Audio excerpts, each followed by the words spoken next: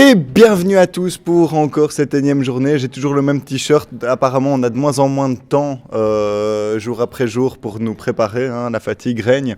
J'ai de nouveau Rémi à mes côtés, ainsi que Sophie. On ne vous les présente plus, vous les avez déjà vus hier. Harvey est absent. Pourquoi Harvey est absent? Harvey est absent tout simplement parce qu'il a mal au ventre. Il n'est pas absent, il est en arrière de la caméra, juste là.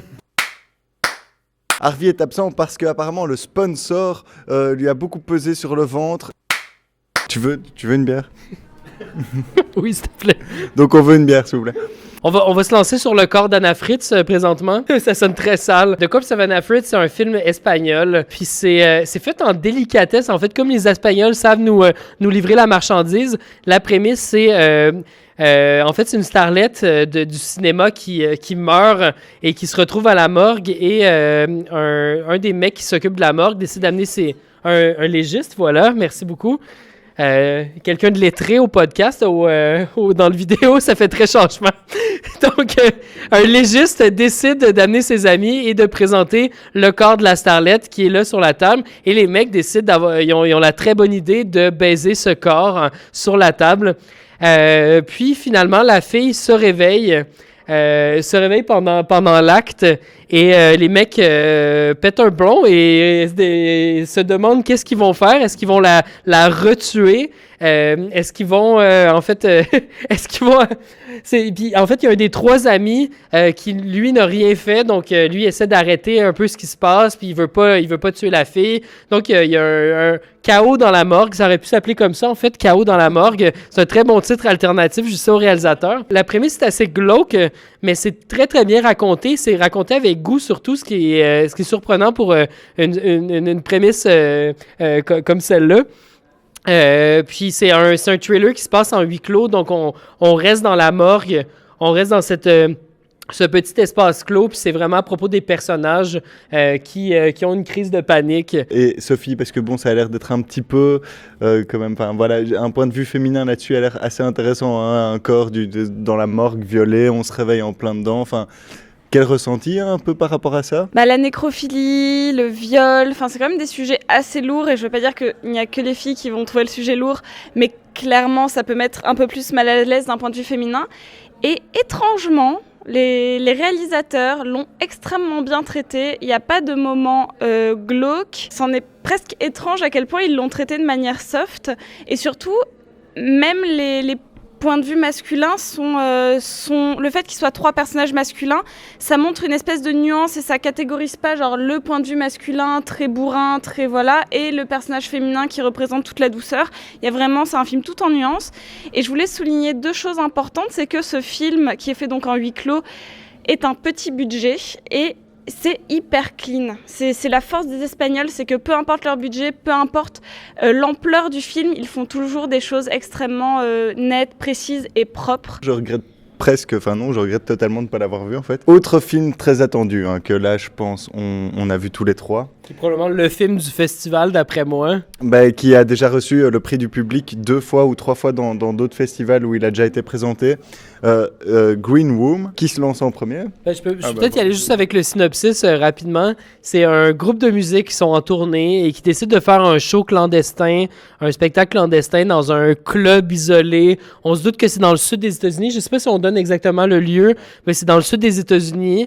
Puis ils se retrouvent dans un club en fait de néo-nazis. Puis ils surprennent un meurtre dans le club.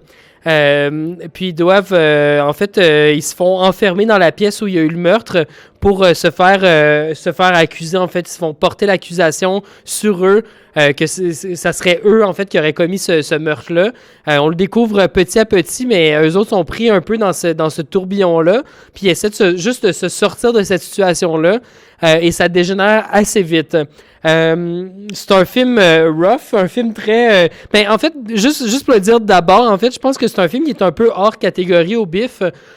Parce qu'au BIFF, on a beaucoup de films à petit budget, des films aussi, des films de réalisateurs qui commencent. Puis c'est quand même un film d'un réalisateur qui avait déjà fait ses preuves. Moi, je ne l'ai pas vu, mais j'en ai entendu beaucoup parler de Blue Ruin, qui est son premier film. Blue Ruin, je vais essayer de le dire à la française. Blue Ruin. Donc, il a quand même fait ses preuves avec ce film-là. Puis il arrive avec un nouveau film. Il y a Patrick Stewart dans le casting. Donc, il y a quand même une certaine notoriété déjà. Et c'est un film qui est hyper rythmé. Ça fonctionne à fond. Les personnages, on s'attache très bien, rapidement. Pour moi, c'est vraiment un hors catégorie. C'est le meilleur film que j'ai vu à date dans le festival. Donc, Jérémy Saulnier avait fait Blue Ruin. Et encore une fois, donc les deux films ont ce même rapport à la violence et à la vengeance. C'est des films bizarrement très coup de poing, on va dire, et majoritairement portés par des figures masculines, mais avec des personnages féminins forts. Donc c'est quand même très intéressant. Et ça me fait rire parce que Rémi, qui fait du montage, dit souvent « cut to the money », genre faites ne perdons pas de temps avec des plans inutiles. Et on peut dire que le réalisateur a vraiment compris cette notion-là, parce que ces deux films, c'est vraiment... On s'ennuie pas une seule seconde, et c'est vrai que on sent on sent un réalisateur déjà averti, et ça fait du bien. Ce que j'ai trouvé dans les thématiques apportées, dans les groupes de personnages apportés, on a aussi toute cette culture hardcore qui est très chouette. Donc on peut avoir un groupe plutôt gentil, punk hardcore, avec des idées parfois straight edge, donc ça veut dire on mange pas de viande, pas de produits animaliers, la croix sur la main pour la simple bonne raison. Le petit signe de la croix sur la main, comme ça, un peu de culture hardcore, c'est tout simplement, ça représente le signe qu'aux États-Unis, quand on a moins de 21 ans, on ne peut pas boire d'alcool, et dans les soirées, on met une croix sur la main des mineurs quand ils allaient en soirée. En fait, et là, les straight edge ont repris cette croix pour dire nous on boit pas d'alcool, pas de produits animaliers, on est un peu dur, quoi. Donc c'était super intéressant de voir ça, versus les gros groupes néo-nazis, skinhead, qui se retrouvent aussi dans ces mêmes soirées.